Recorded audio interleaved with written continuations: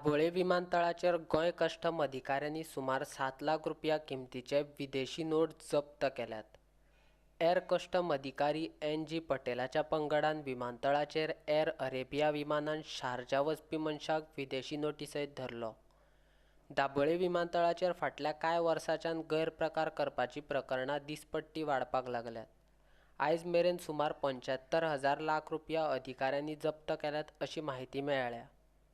On 16/2/2019, the officers of Air Customs Goa apprehended an international passenger traveling from Goa to Sharjah via Air Arabia flight and recovered foreign currency amounting to rupees 7.65 lakhs during the course of search conducted.